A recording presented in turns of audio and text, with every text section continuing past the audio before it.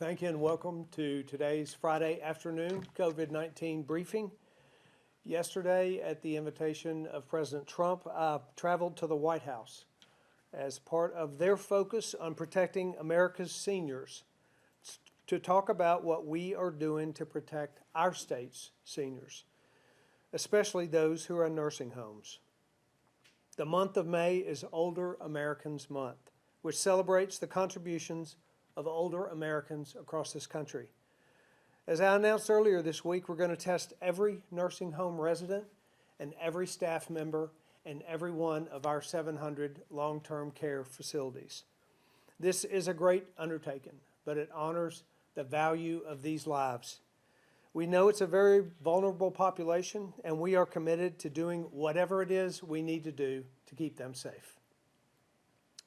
Earlier today, we released guidance for churches and other places of worship in Tennessee. As you know, we have not, throughout this effort, mandated church closures in this state, but we have recommended, and we continue to recommend, that churches not meet during this time, but we want to go ahead and put this guidance out so churches can begin the planning process. We will watch symptom, case, and hospitalization data over the next couple of weeks and provide updates to churches throughout that time. As of today, restaurants, retail, and gyms have the ability to open in limited capacity in 89 of our 95 counties. Throughout this week, we've reminded businesses to follow the detailed guidelines that we've released through the Tennessee Pledge. Today, we want to recognize Redbud Deli and Morristown for their efforts to open safely. We thank Chambers of Commerce across the state for getting the word out about the Tennessee Pledge and highlighting those businesses that are doing right by our citizens. Next week, we look forward to the safe reopening of close contact services in 89 of our 95 counties. As more Tennesseans return to work, we remind everyone that free COVID-19 testing is available at drive-through locations across the state this weekend. Please visit the Department of Health's website for more information, and remember, when in doubt, get a test. We are up to 11,891 COVID-19 cases in Tennessee, 186,000 total tests in our state. We have 1,156 new cases since yesterday. 897 of today's new positives are from Trousdale Turner Correctional Facility. 259 of our new cases are from the general population. This large number of new cases is a result of the mass testing that we've done at Trousdale Correctional Center. We've identified 1,246 cases in this facility alone. Of these cases, 22 are of staff and the rest are inmates. That amounts to about 54% of the inmates and 12% of the staff at that prison.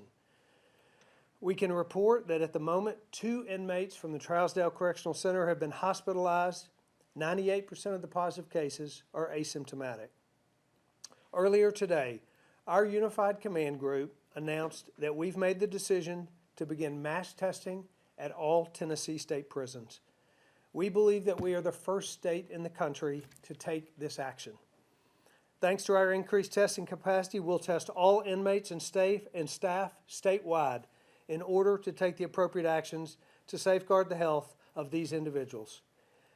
We've been in close contact with the Tennessee Department of Correction as it began targeted COVID-19 testing of inmates and staff in early April. Given the increase in positive cases at the Bledsoe and Trousdale facilities, despite the vast majority being asymptomatic, we're going to take the next steps in partnership with Department of Correction, Department of Health, and the Tennessee National Guard to support a broader testing strategy and to promote the health and safety of staff and inmates. We'll also coordinate plans with our local jails to assist them in safeguarding the health of their population in the coming days. The positive and negative groups are separated in different housing units. All inmates who test positive and are asymptomatic receive daily medical monitoring and health assessments. Inmates who are asymptomatic will be monitored at their facilities while medical teams check daily for symptoms. Those who may become symptomatic but don't require additional care will be treated in place at local hospitals, depending on their needs. If needed, we'll use our alternate hospital facility as well as Department of Correction regional facilities, which are equipped with the appropriate medical equipment. If they're symptomatic, but only displaying symptoms such as coughing or fever, they'll remain in place and will manage supportive care locally. Commissioner Parker from Department of Correction and General Holmes from Department of Military are both available to answer questions during our question and answer period. Now I want to ask Department of Labor and Workforce Commissioner Jeff McCord to step up and give an update regarding the unemployment claims here in Tennessee. Thank you, Governor. I'll give a quick update and a quick clarification. So far this week we paid over 300,000 claims to both 1099 PUA individuals as well as your traditional W-2 wages. So 300,000 claims. We also were able this past weekend to upgrade our system, and the performance has become significantly better, allowing us to work faster. Finally, we're still struggling with quite a bit of call volume, and that volume is going down and should go down once we've done the root causes of our system and also getting our PUA 1099 benefits rolling out.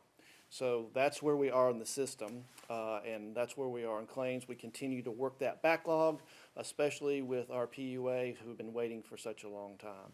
Finally, the last clarification is when we entered this time period in March, we had a high level of confidence that our trust fund could weather a recession, even a very deep one. However, this is not that, and we are fully aware of the pressure on the trust fund and monitoring that daily. May 15th is when the official balance is done for the trust fund, both looking at accruals and also incoming revenues, so we can have that number after that time. Thank you, Governor. Thanks, Dr. McCord. Commissioner Piercy, would you please step up and give our daily health report? Thank you, Governor. Good afternoon. Again, our case count is 11,891, which is up, 11,891, which is up 1,156. That is a 10.8% total increase. I'm about to give several numbers, so I'll try to go through them slowly. As the Governor mentioned, of the 1,156 new cases, 897 were from the Trousdale prison. Of the ones that were not from the prison, that leaves 259, which brings our day-over-day increase after the prison numbers have been removed to 2.4%. That's in line with what we've been seeing in the general community, and that does not cause us concern. However, as the Governor mentioned, obviously 1,246 total cases at the Trousdale Turtle Correctional Facility do cause us concern. We have posted some of those previously. Some more will be added tomorrow. So when you're looking at that Trousdale number, take that into consideration, as well as the fact that some of the staff doesn't live in Trousdale County, and that's assigned to their county of residence. But I do want to confirm 1,246 cases at the Trousdale facility, which will be covered by Commissioner Parker.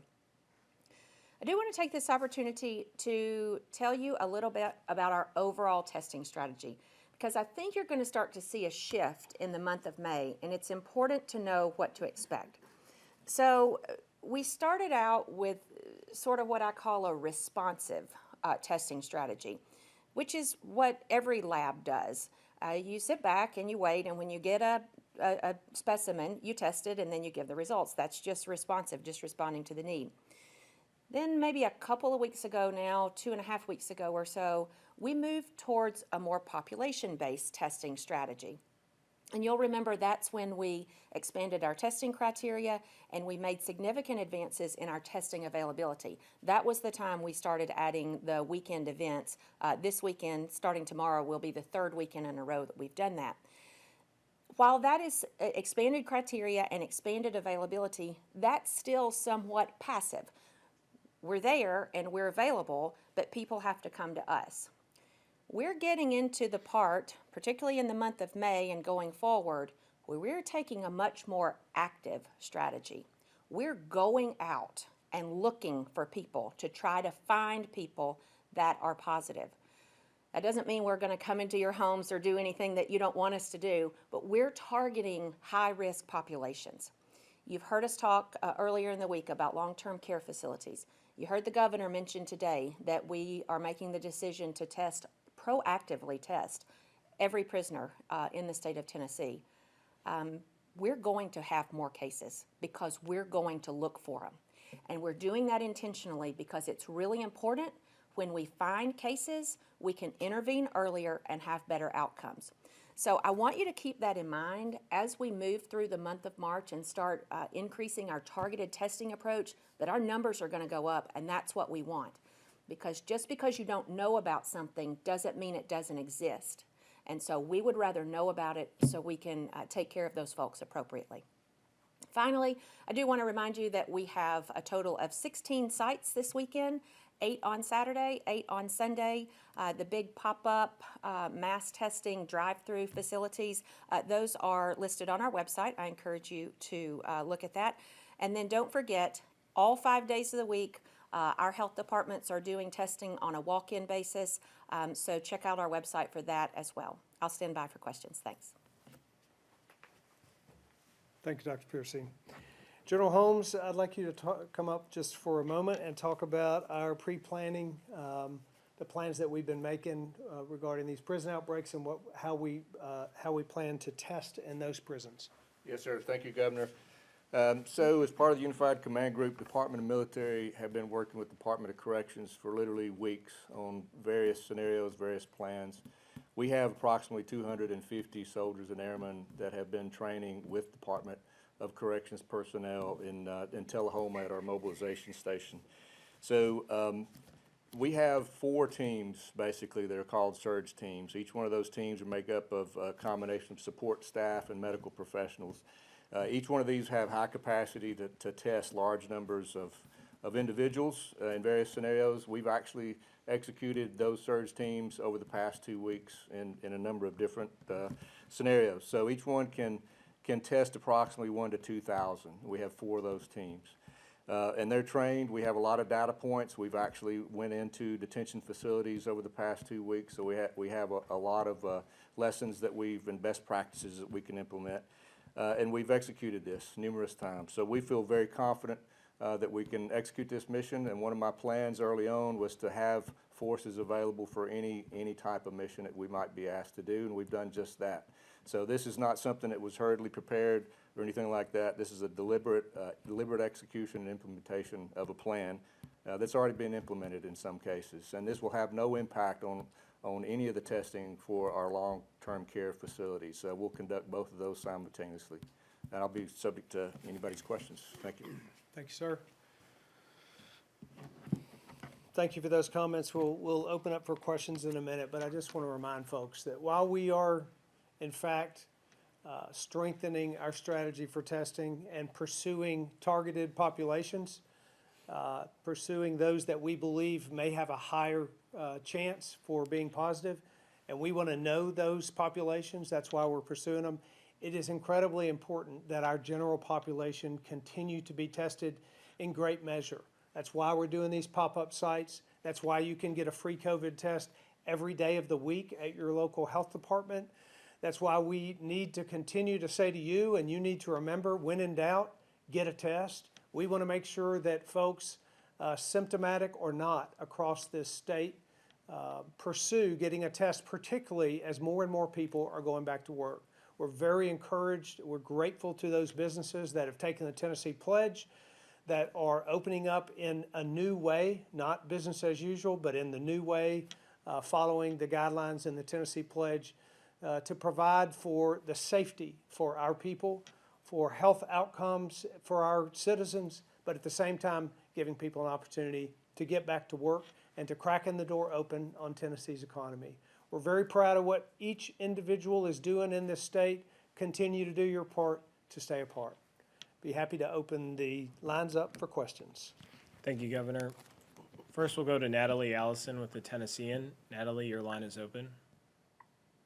Hey Governor. Hey, Natalie. This afternoon, CoreCivic has said that of 1,300 prisoners at Trousdale, inmates who have tested positive for coronavirus, there were just 2 of those who showed symptoms. And then, of course, the state has said that among its prisons, 98% of those who tested positive have been asymptomatic.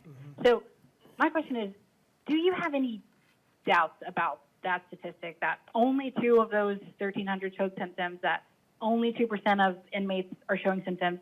And then also, what does that high asymptomatic rate mean for the outbreak outside of prison walls? So what does that mean if potentially this many people are walking around carrying the virus who aren't showing symptoms? Because that number seems a lot higher than what we've seen at other outbreaks on cruise ships and whatnot, as far as the asymptomatic.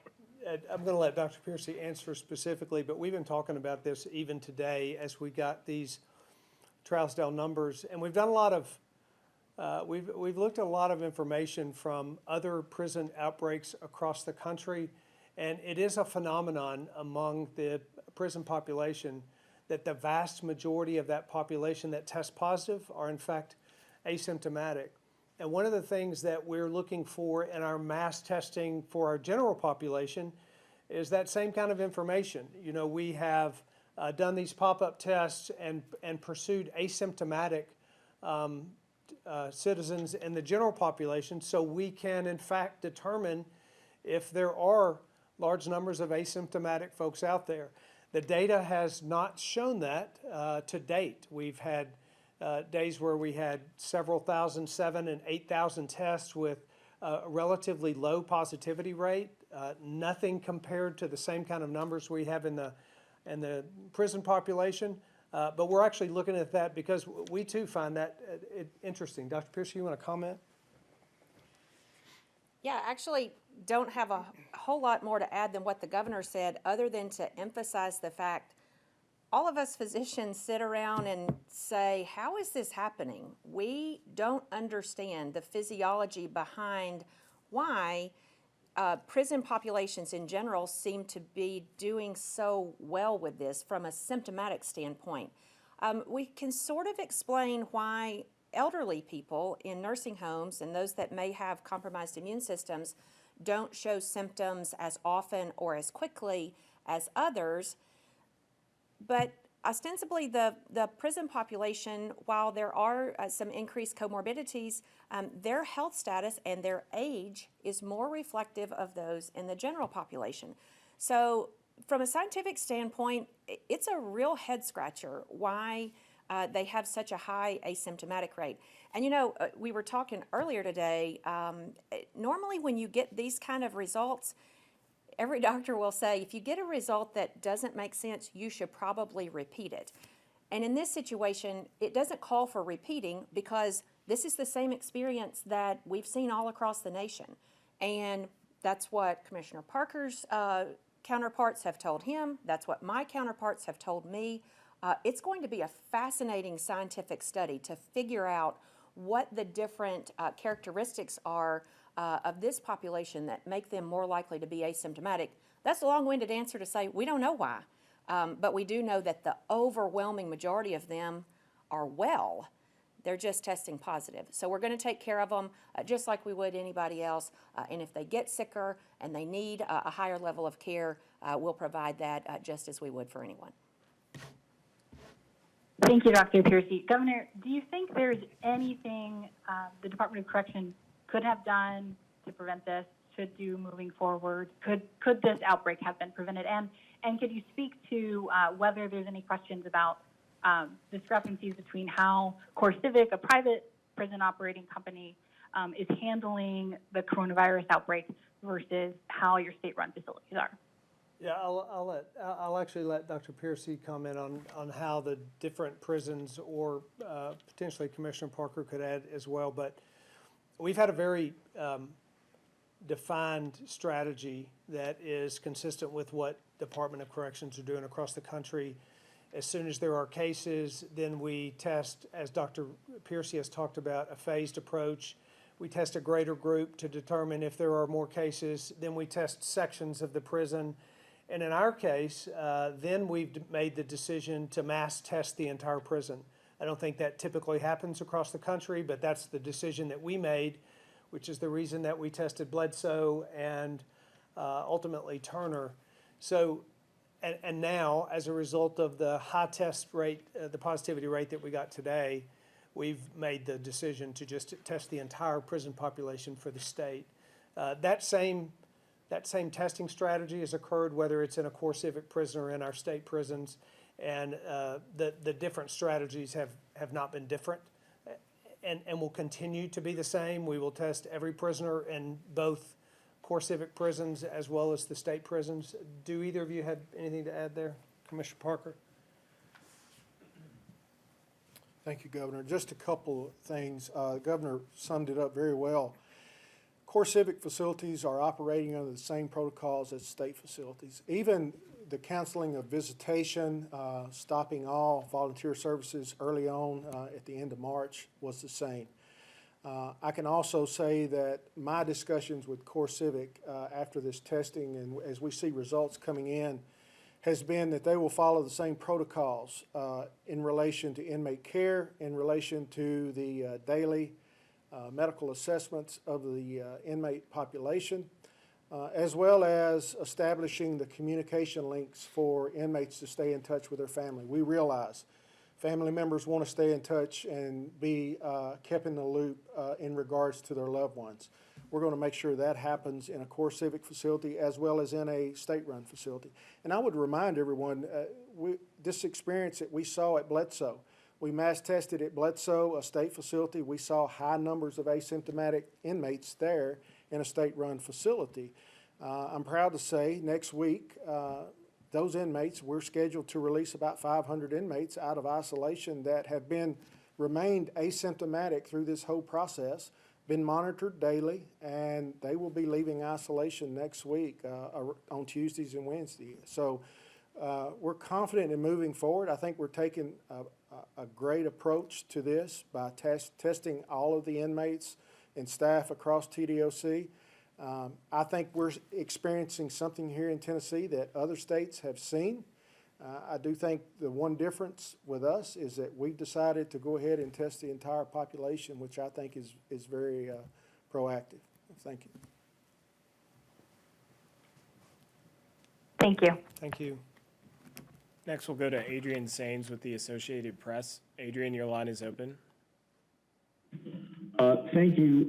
Related to the places of worship order, the City of Memphis had issued some back-to-business guidelines restricting church buildings to hold services at only 25% capacity. Your recommendations say 50% capacity. The mayor of Memphis today said that your orders or your recommendations supersede the city's.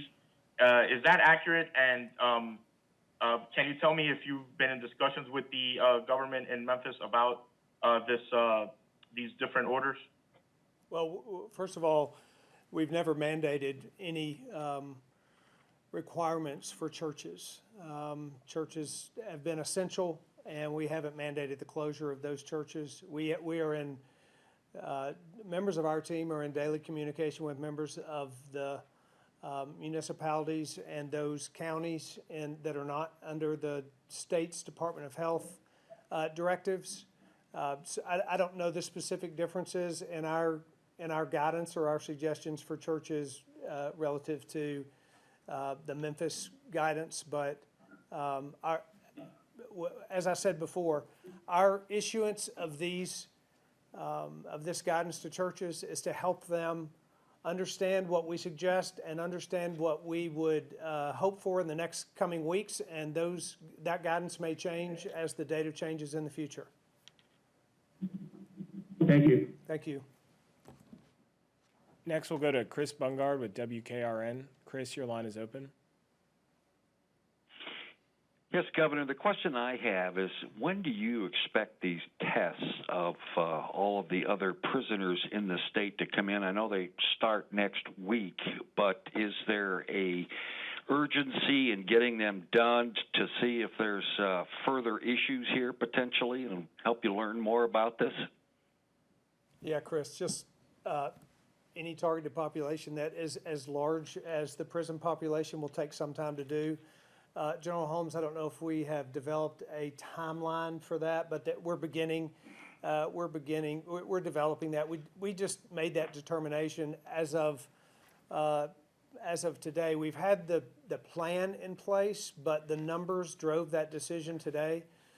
So the particular dates, I don't know if you have a clarity on that, General Holmes. Yes, sir. So we know the capacity that we have, and so it's really distributing that to the facilities.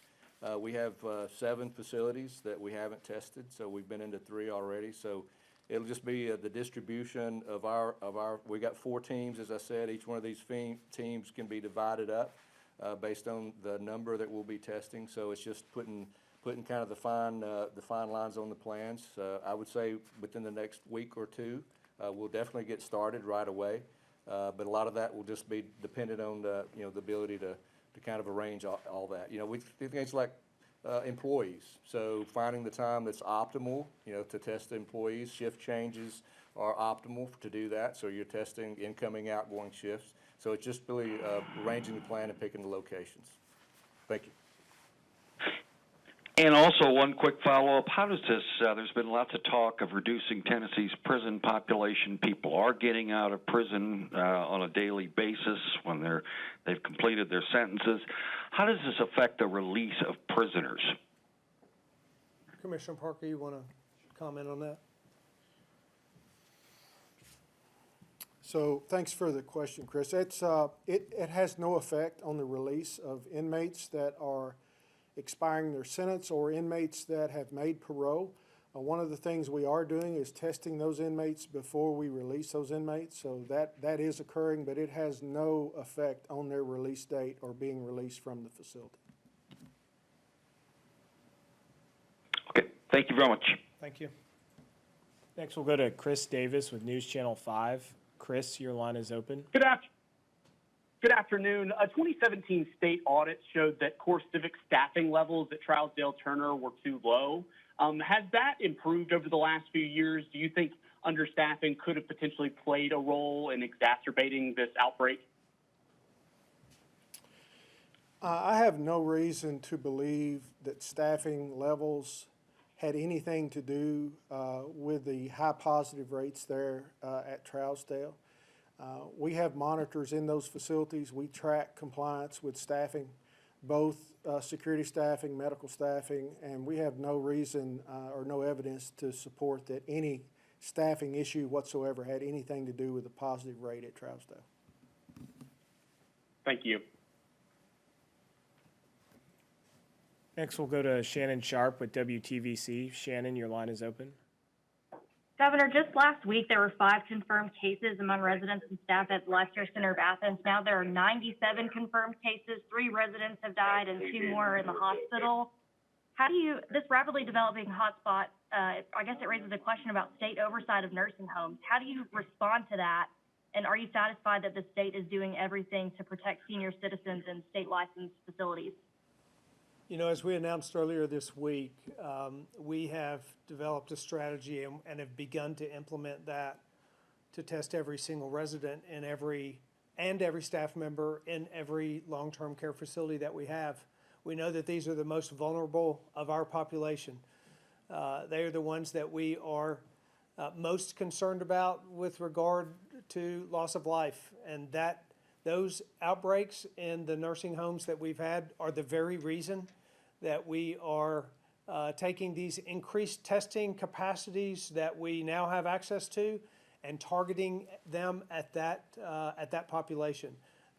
That's exactly what we hope to help mitigate in the weeks ahead. And with 30% of staff testing positive, are you monitoring the care of the residents? Or are you helping them with fill-in staff? You want to comment on our strategy with nursing homes that are positive? So for any nursing home that has a case, they are still expected to meet all state guidelines, even regarding staffing and services provided. despite staffing challenges that they may have, and we recognize that that's a challenge. But our infection preventionists, as well as our surveyors, make sure that they are both taking care of the infection-related issues as well as all of the standard issues, which does include staffing ratios. And to my knowledge, we found no deficiencies at that facility.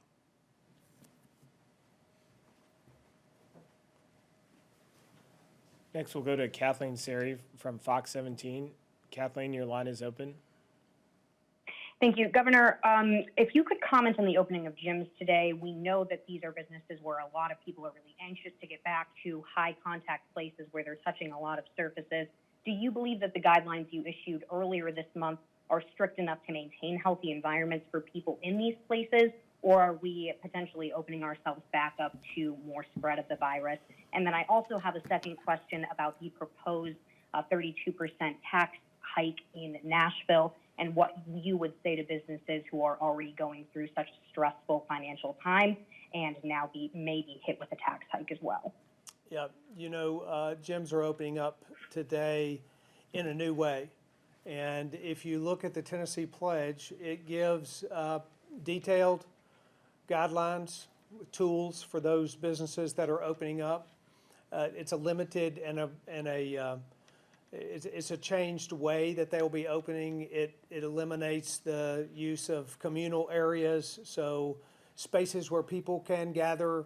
It limits like locker rooms or pools or self-serve eating stations and that sort of thing. It also gives real guidance to the number of people that can be in a facility, so that it allows for appropriate social distancing and sanitation of the equipment in between users. So there are some clear guidelines that allow a gym to open up in a new way, but open up in a way that is safe and that provides opportunity for Tennesseans to address mental, and which addresses physical needs as well. When you address physical needs, you address mental needs.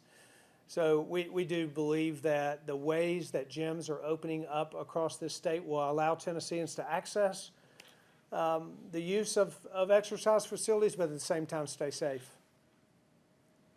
Regarding a tax increase, I haven't talked to Mayor Cooper about his budget or his proposed increase.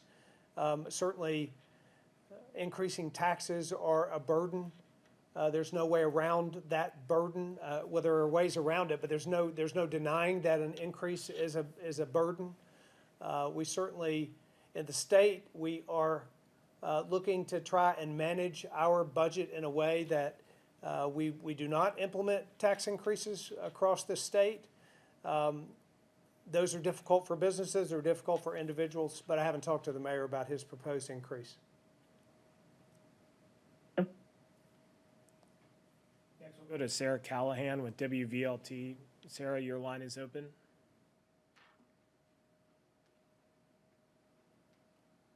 Sarah Callahan, WVLT, your line is open. Next, we'll go to Sergio Martinez Beltran from WPLN. Sergio, your line is open. Thank you, Gillum, and good afternoon, Governor. The records show, including a recent report from the Comptroller's Office, that CoreCivic has not shared or reported in the past enough or accurate data. So my first question is, why is it up to CoreCivic to test the inmates and staff, and how is the state making sure that CoreCivic is going to be following the protocols? I'll let Commissioner Parker answer that. Thank you. It's important to remember that at every CoreCivic facility, we have contract monitors on site. In fact, we added additional staff a few years ago to that component of staffing for our CoreCivic partners. We have people, TDOC staff on site. Our TDOC medical director will be following these cases and the processes of testing as we were involved in this first round of testing. We will also be involved in the second round of testing where we test the other 3 CoreCivic facilities.